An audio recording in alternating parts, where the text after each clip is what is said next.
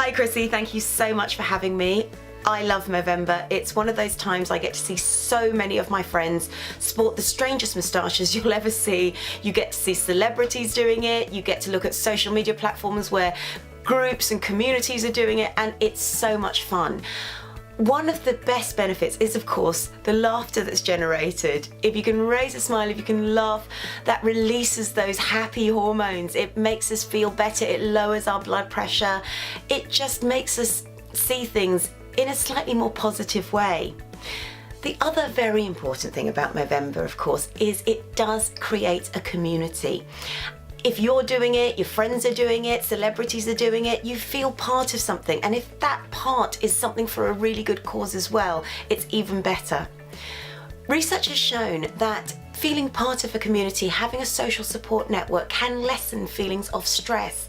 And therefore, if you are part of something, even if you are going through some horrible things, you may have prostate cancer, you may be supporting someone with prostate cancer, but feeling part of something where other people care and they're willing to participate, they're wanting to find out more, they're wanting to be there for you, that's one of the positives that can come out of events such as Movember, such as the Ice Bucket Challenge, the Race for Life, and all of these wonderful causes. Movember and causes like it, such as the Ice Bucket Challenge, have become very popular because they can actually take the internet by storm. And we think nothing now of the selfie culture. We take selfies and then we post them on our social media platforms. And so much nicer if we can be doing so and contributing to a cause.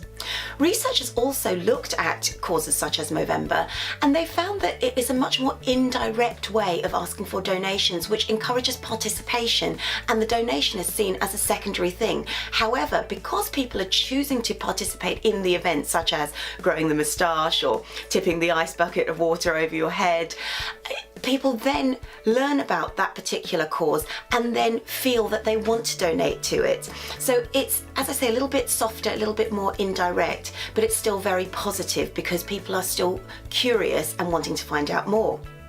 What researchers also found is that when you use that hashtag, such as hashtag Movember, on one of your social media posts, other people, maybe researchers in prostate cancer, people who are developing new drugs to help prostate cancer, they will also use that particular hashtag and join it in under that same bracket, which means that if somebody isn't sure what Movember's about and they look a little bit deeper into it, not only do they find all the information about where Movember started and about prostate cancer, but they find all of that new research along with it. So it's another way of becoming a little bit more known by using these social media platforms.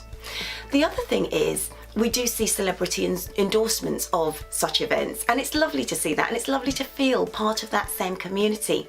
As I said earlier, that feeling community makes us feel like we belong, and as humans we do have that need to belong. So as well as feeling you're part of something, it can also raise your awareness, and as far as I'm concerned, raising awareness is very, very important. I don't believe it's just men who are reluctant to check for lumps and bumps or anything strange in their bodies. I think we all are to some extent, purely because we actually fear the worst. If we find something, then we do think something very serious could be wrong. And sadly, this makes us prefer to look it up on the internet or try and ask other people about it rather than going to our GP, just because we don't want to be told that something horrible could be happening. Of course, with that, it's really important to have professional help, because as soon as you get professional help, the wheels can be set in motion to get rid of it and deal with it by people who know exactly what they're doing. And often the longer we delay seeking professional help, the worse, especially if it is something like cancer, the worse it can get. You do not want it to be progressing to later stages. We do, as humans, have a bit of a tendency to bury our heads in the sand, metaphorically. If anything we fear, we don't really want to face, because once we have to see it and it's there in black and white, it becomes very real. And it means everything that we've learnt and everything we've been aware of beforehand, we suddenly have to change. The wonderful thing, of course, though, about campaigns such as Movember or any of the Race for Lives, any of those campaigns, is that there is so much support out there. There are people who are trained to help you, but there are people who just want to help in any case. So one thing is, please do check, because if you check early and you catch something early, you're able to deal with it better. The other reason may well be that we don't actually know what to look for. So we might feel something that seems a little bit strange, but we don't actually want to bother our GP about it.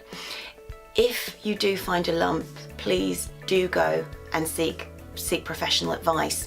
And now there's so many leaflets and so many downloads. The NHS has done a wonderful job about telling us what symptoms we should actually be looking for. So do read that information and do keep regularly checking. Hi, I'm Chrissy B, and my show is all about improving your mental health and being happy. Join me every Monday, Wednesday and Friday at 10 p.m. on my channel Sky 203. Visit chrissybshow.tv for more information and subscribe to our YouTube channel, Chrissy B Show. You can also follow us on Twitter and Instagram at Chrissy B Show and on our Facebook page, The Chrissy B Show.